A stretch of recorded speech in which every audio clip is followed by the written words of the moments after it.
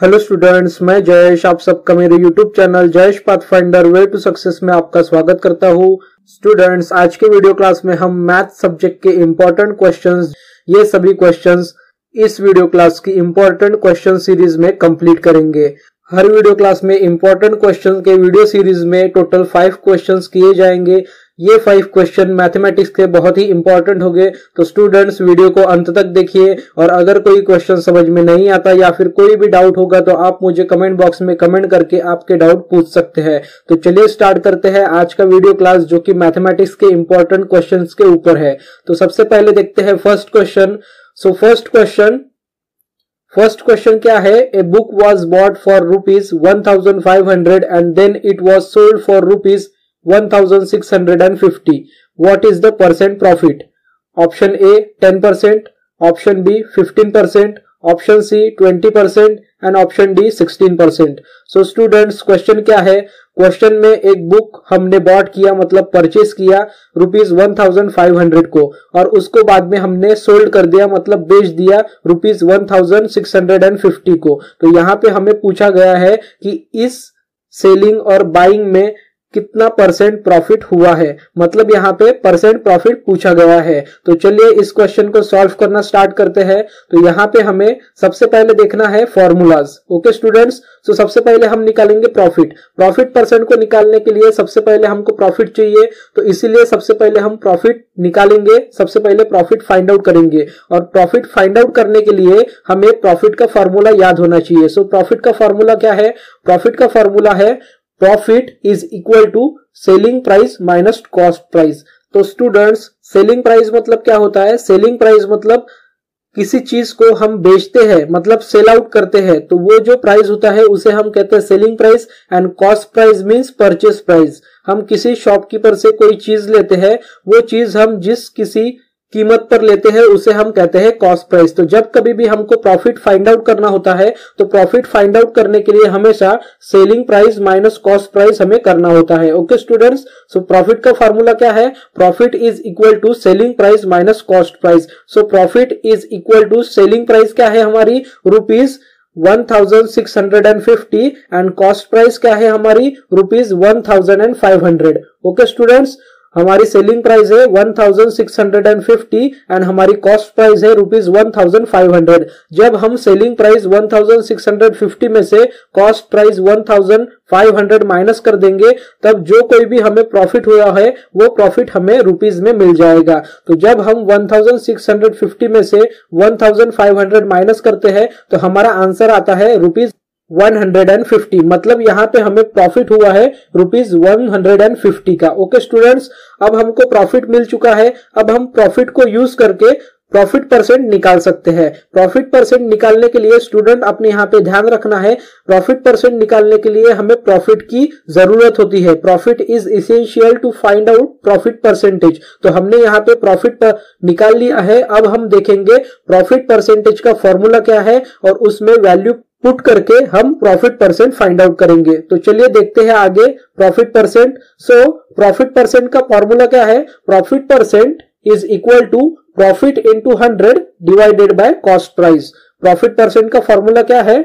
Profit multiply by 100 divided by cost price. Okay students, तो हमारा profit क्या था? ₹150 इंटू 100 कर देंगे और डिवाइडेड बाय डिनोमिनेटर में हम कॉस्ट प्राइस लिख देंगे। कॉस्ट प्राइस क्या है हमारी? ₹1500। ओके, सो यहाँ पे profit percent is equal to profit ₹150 into 100 as per formula divided by cost price ₹1500। अब यहाँ में हम कैलकुलेशन करेंगे।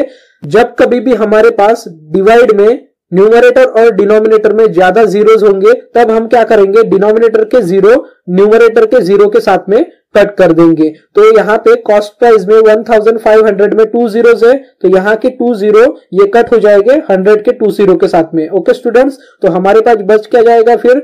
न्यूमरेटर में 150 और डिनोमिनेटर में 15। सो 15 10 150, 15 10 150, तो प्रॉफिट परसेंट क्या हो जाएगा हमारा 10%। ओके स्टूडेंट्स, अगर हम यहाँ पे इस पूरे फॉर्मूले में पुट किए हुए वैल्यूज का कैलकुलेशन करते हैं तो हमारा प्रॉफिट परसेंट क्या आ जाएगा, हमारा प्रॉफिट परसेंट आ जाएगा 10%। सो स्टूडेंट्स, फर्स्ट क्वेश्चन का जो करेक्ट आंसर है, ये जो हमने सोल्ड किया और बॉट किया बुक को और उसके बाद में हमें जो परसेंट प्रॉफिट गेन हुआ, वो परसेंट प्रॉफिट हमको गेन हुआ है ऑप्शन ए 10%। ओके स्टूडेंट्स, इस टाइप के question Navodaya Vidyalaya entrance exam में हर साल पूछे जाते हैं, इसीलिए ये क्वेश्चन इंपॉर्टेंट क्वेश्चन सीरीज में लिया गया है। तो इस क्वेश्चन की प्रैक्टिस आप ज्यादा से ज्यादा कर लीजिए। अब हम देखते हैं next question, that is question number 2। So what is question number 2? The difference of place value and face value of 5 in number 56,890। Option A 5, option B 50,000, option C 49,995, option D 49,959। Students, इस question का meaning क्या है? हमें यहाँ पे एक value दी गई है, वैल्यू है हमारी 56,890। 56,890 में जो 5 है, उस 5 की place value and face value में क्या डिफरेंस है, ये हमें यहाँ पे फाइंड आउट करना है। तो चलिए हम इनकी फेस वैल्यू और प्लेस वैल्यू में क्या डिफरेंस है ये फाइंड आउट करते हैं। तो आंसर फाइंड आउट करते हैं। सो सबसे पहले हम क्या देखेंगे, place value of 5 in number 56,890। Place value means क्या होता है, 5 जिस प्लेस पे है उस प्लेस का वैल्यू क्या है। सो जो नंबर है हमें गिवन क्वेश्चन में वो है 56,890। 56,890 में 5 10,000 की पोजीशन पे है, 5 10,000 की प्लेस वैल्यू पर है, इसीलिए 5 का जो वैल्यू हो जाएगा वो वैल्यू हो जाएगा 50,000। कितना वैल्यू हो जाएगा वो 50,000। ओके, सो 5 की हमने प्लेस वैल्यू यहाँ पे फाइंड आउट कर ली है, प्लेस वैल्यू है 50,000। अब हम 5 की फेस वैल्यू देखेंगे। फेस वैल्यू मतलब क्या होता है, उस नंबर का जो वैल्यू होता है वही होता है फेस वैल्यू। सो 5 का फेस वैल्यू क्या है 5, इसलिए 5 का फेस वैल्यू हमारे यहाँ पे निकल चुका है जो कि है 5। अब हमारे पास 5 का प्लेस वैल्यू भी है और 5 का फेस वैल्यू भी है। ओके स्टूडेंट्स, अब क्या करेंगे, हमें डिफरेंस निकालना है। और डिफरेंस कैसे निकाला जाता है, अब तक मैंने आपको बहुत सारे वीडियो क्लासेस में ये बताया है कि डिफरेंस माइनस करके निकाला जाता है। तो यहाँ पे बिगेस्ट नंबर कौन सा है, place value 50,000 and smallest number कौन सा है, फेस वैल्यू दैट इज 5। तो अब हम क्या करेंगे, डिफरेंस निकालने के लिए 50,000 माइनस 5 कर देंगे, मतलब place value minus face value कर देंगे। तो ऑब्वियसली 50,000 में से 5 अगर हम माइनस कर देते हैं तो ऑब्वियसली हमारा आंसर क्या आ जाएगा 49,995। 49,995।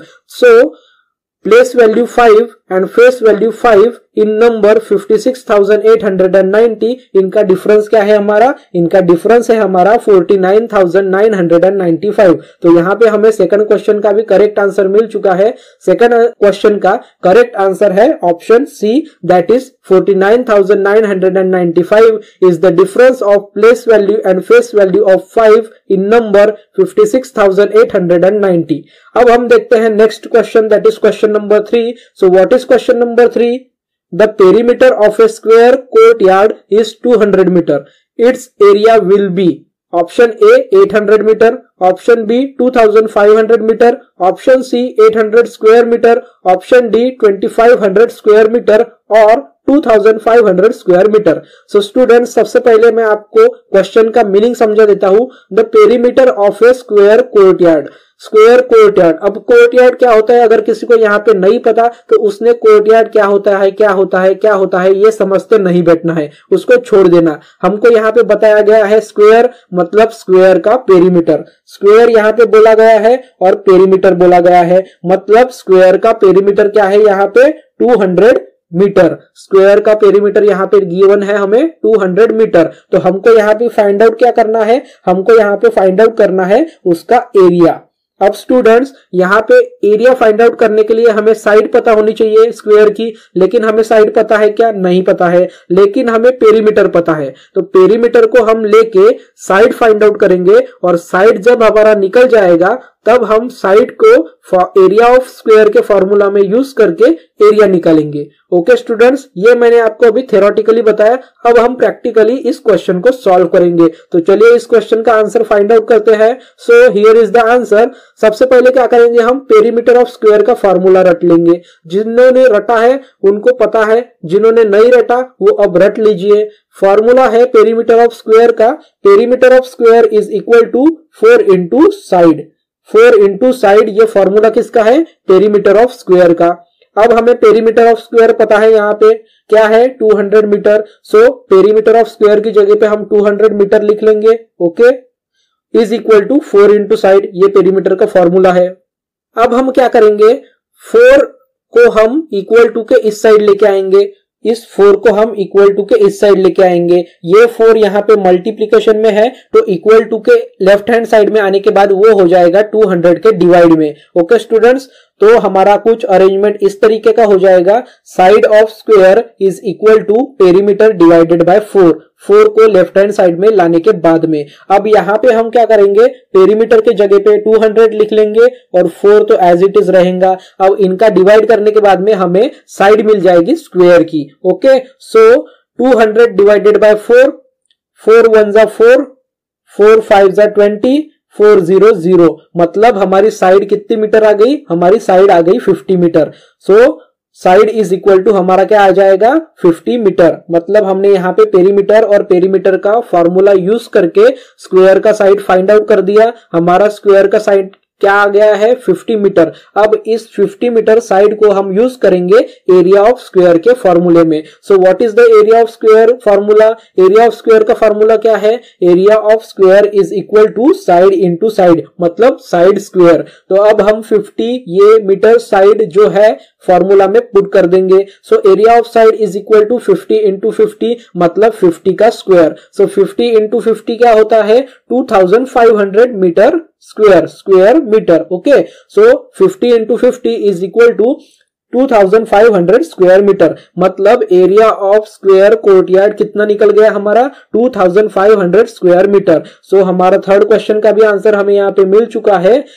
Area will be option D 2500 square meter. अब यहाँ पे बहुत सारे बच्चों को कंफ्यूजन होगा कि बी भी हमारा आंसर करेक्ट है। नो, बी हमारा आंसर करेक्ट नहीं है। जब हम मीटर इंटू मीटर कर देंगे तो स्क्वायर मीटर हो जाएगा, मीटर इंटू मीटर मतलब स्क्वायर मीटर हो जाएगा। इसीलिए क्वेश्चन 3 का जो करेक्ट आंसर है वो है ऑप्शन डी 2500 स्क्वायर मीटर। अब हम देखते हैं next question, that is question number 4। So what is question number 4? A student went to sleep at 9:30 p.m. and got up at 4:15 a.m. For how much time did the student sleep? Option A 5 hours 45 minutes, Option B 6 hours 15 minutes, Option C 6 hours 45 minutes, Option D 7 hours 45 minutes. Students, यहाँ पे हमें एक लड़के के बारे में बताया गया है या फिर एक पर्सन के बारे में बताया गया है जो कि एक स्टूडेंट है। वो स्टूडेंट रात में 9:30 पर 9:30 PM को रात में सो गया और वो सवेरे मॉर्निंग में 4:15 AM को उठ गया। ठीक है, तो वो रात में जब सोया और सवेरे जब उठा, ठीक है, तो वो कितना टाइम सोया ये हमें पूछा गया है। मतलब for how much time did the student sleep, student ने कितना टाइम स्लीप लिया पूरी तरीके से। ठीक है, तो अब हम क्या करेंगे, 9:30 PM रात से 4:15 AM सुबह तक का जो भी टाइम उसने स्लीप लिया है उसका काउंट करेंगे। अब काउंट कैसे किया जाता है मैं वो आपको आंसर सॉल्व करते समय बताऊंगा। तो चलिए इस क्वेश्चन का आंसर सॉल्व करते हैं। सो स्टूडेंट, यहाँ पे जो गिवन है वो हम पहले लिख लेते हैं। Student went to sleep, student रात में सोने कब गया 9:30 PM को, 9:30 बजे रात में। वो सवेरे वेकअप कब हुआ, student got up at 4:15 AM, सुबेरे 4:15 पे उठ गया वो। ठीक है, so time from 9:30 PM to 12 AM midnight. तो स्टूडेंट्स, रात में 9:30 बजे वो सोया, 9:30 PM को सोया, तो रात के 12 बजे तक उसने कितना टाइम कंज्यूम किया, कितना टाइम स्लीप प्रॉपरली लिया उसने, 12 AM - 9:30 PM, मतलब 2 hours and 30 minutes। 2 hours and 30 minutes उसने रात के 12 बजे तक स्लिप लिया। यहाँ पे 2 hours and 30 minutes हमको मिल गए। अब हम काउंट करेंगे 12 AM midnight to 4:15 AM morning. Okay, 12 से लेके 4:15 तक उसने कितना और स्लिप लिया वो हम अभी फाइंड आउट करेंगे। 2 hours 30 minutes तो हमारा निकल गया रात के 12 बजे तक।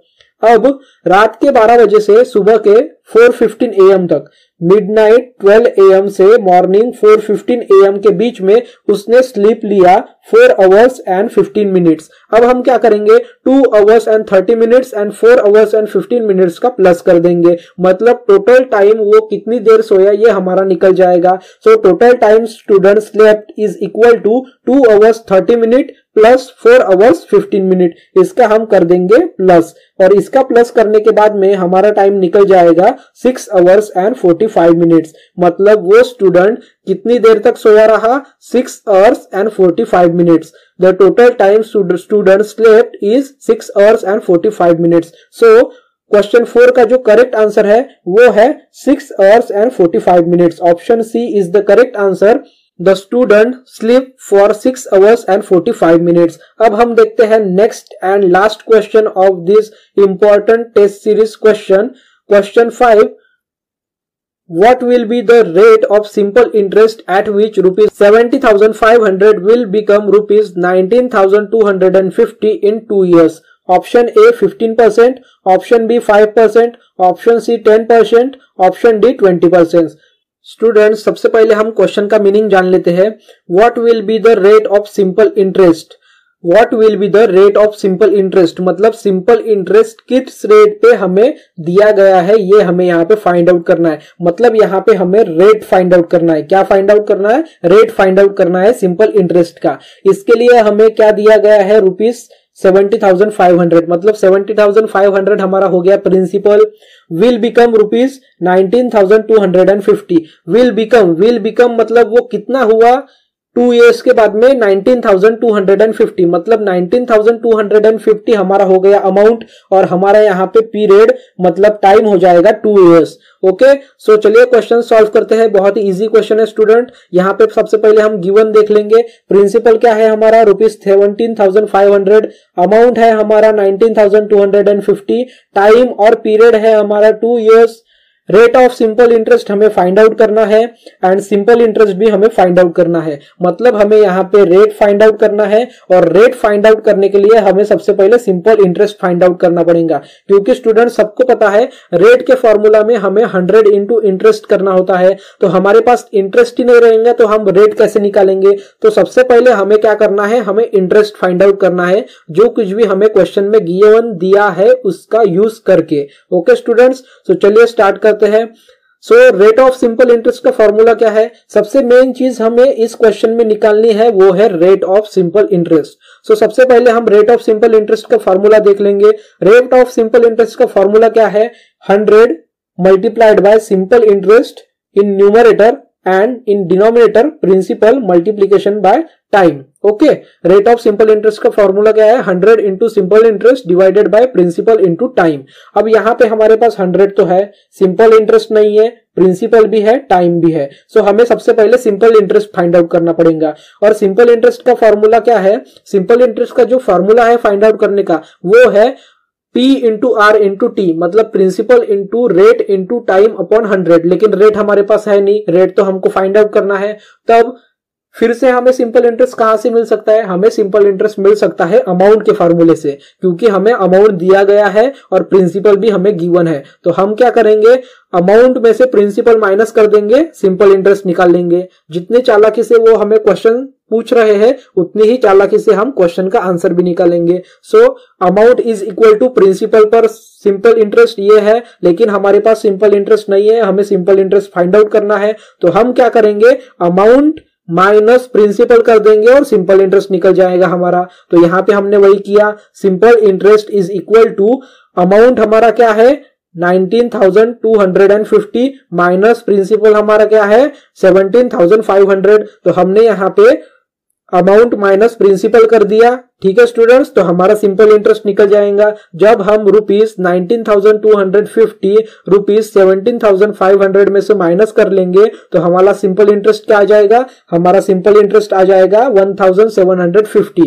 सो स्टूडेंट्स हो गई यहाँ पे हमारी क्वेश्चन सॉल्व पूरी तरीके से, पूरी की पूरी गुत्थी ही सुलझ गई यहाँ पे। अब हमको क्या मिल गया है, सिंपल इंटरेस्ट मिल गया है अमाउंट में से प्रिंसिपल माइनस करने के बाद में। अब ये सिंपल इंटरेस्ट हम रेट ऑफ इंटरेस्ट के फॉर्मूला में पुट करेंगे। Okay, so rate of interest का फॉर्मूला क्या था, 100 into simple interest divided by principal into time. अब हम यहाँ पे सिंपल इंटरेस्ट जो हमारे पास नहीं था वो मिल गया है, तो अब हम यहाँ पे सिंपल इंटरेस्ट पुट कर देंगे। सो हमारा फॉर्मूला क्या हो जाएगा फिर, rate of simple interest is equal to 100 into rupees 1,750 that is simple interest divided by rupees 70,500 that is principal into 2 means 2 years. Okay, और जब हम इसका कैलकुलेशन कर लेंगे पूरी तरीके से अच्छे से, तब हमारा रेट ऑफ इंटरेस्ट क्या निकलता है, रेट ऑफ इंटरेस्ट निकलता है हमारा 5%। स्टूडेंट्स यहाँ पे डायरेक्टली मैंने कैलकुलेशन किया है, लेकिन आपने यहाँ पे कैलकुलेशन पूरी तरीके से करना है। मैं आपको आइडिया भी दे देता हूं कि कैलकुलेशन किस तरीके से करना है। जब कभी भी न्यूमरेटर और डिनोमिनेटर में कोई ऐसा नंबर रहता है जिसके लास्ट डिजिट्स 0 होते हैं, तो हमने 0 कट कर लेना है डिनोमिनेटर के न्यूमरेटर के साथ में। अब जो प्रिंसिपल है हमारा 17,500, तो 17,500 में 2 0 है, 100 में भी न्यूमरेटर में 2 0 है, तो हम इस 2 0 को कट कर लेंगे। 1 0 2 0 1 0 2 0 कट हो गए। ठीक है, अब बच क्या गया, न्यूमरेटर में बच गया 1,750 और डिनोमिनेटर में बच गया 175। सो 175 इंटू 2 कर लेना। ओके, और उसके बाद में जो कोई भी आंसर आएगा उस आंसर से ये जो हमारा सिंपल इंटरेस्ट है इसको डिवाइड कर देगा। आपको जो भी आंसर मिलेगा वो आपका रेट ऑफ इंटरेस्ट हो जाएगा, और आपका रेट ऑफ इंटरेस्ट 5% आना ही चाहिए और आएगा ही अगर आपका कैलकुलेशन सही है तो। सो स्टूडेंट्स, इस तरीके से आपको कम से कम टाइम में ज्यादा से ज्यादा क्वेश्चन सॉल्व करने हैं ऐसे ट्रिक्स और प्रोसीजर यूज करके। ओके स्टूडेंट्स, तो हमें हमारे 5th और लास्ट क्वेश्चन का आंसर यहाँ पे मिल चुका है। तो 5th क्वेश्चन का हमारा आंसर है option B is the correct answer. What will be the rate of simple interest, the rate of simple interest will be 5%। Okay students, so students ये था आज का मैथमेटिक्स का इंपॉर्टेंट क्वेश्चन का class, मतलब वीडियो लेक्चर, जिस class में हमने टोटल 5 क्वेश्चन डिस्कस किए। 5 क्वेश्चंस बहुत ही इंपॉर्टेंट क्वेश्चन है। इस टाइप के question Jawahar Navodaya Vidyalaya entrance exam class 6 के एग्जामिनेशन में मैथमेटिक्स में हर साल पूछे जाते हैं। इन 5 क्वेश्चन की आप प्रैक्टिस अच्छी तरीके से कर लो। अगर इनमें वैल्यू एक्सचेंज करके भी एग्जाम में अगर क्वेश्चन पूछा गया तो आपको उस क्वेश्चन का आंसर फाइंड आउट करते आना चाहिए। जो कुछ भी प्रोसीजर मेथड मैंने बताई है वो प्रोसीजर मेथड आप अच्छी तरीके से ध्यान में रख लीजिए और अच्छे से समझ लीजिए। बहुत ही इंपॉर्टेंट क्वेश्चंस है। सो स्टूडेंट्स, आज के वीडियो क्लास में अगर आपको कुछ समझ में नहीं आया होगा या फिर कुछ डाउट होगा किसी क्वेश्चन में, तो आप मुझे आपके डाउट्स या आपके कंफ्यूजन कमेंट बॉक्स में कमेंट करके पूछ सकते हैं। मैं आपके डाउट्स क्वेश्चन के आंसर कमेंट बॉक्स में रिप्लाई करके जरूर दूंगा। और स्टूडेंट्स, अब रेगुलरली आपको इंपॉर्टेंट क्वेश्चंस ऑफ मैथमेटिक्स के वीडियो लेक्चर्स मिलते जाएंगे। सो स्टूडेंट्स, आज का वीडियो क्लास अगर आपको पसंद आया होगा, हेल्पफुल लगा होगा, इंफॉर्मेटिव लगा होगा, तो प्लीज वीडियो को लाइक कर दीजिए, साथ ही साथ वीडियो को शेयर भी कर दीजिए। और इसी तरीके के मैथमेटिक्स के इंपॉर्टेंट क्वेश्चंस के वीडियो क्लास के लिए मेरे चैनल जयेश पाथफाइंडर को सब्सक्राइब कर दीजिए। Thank you students.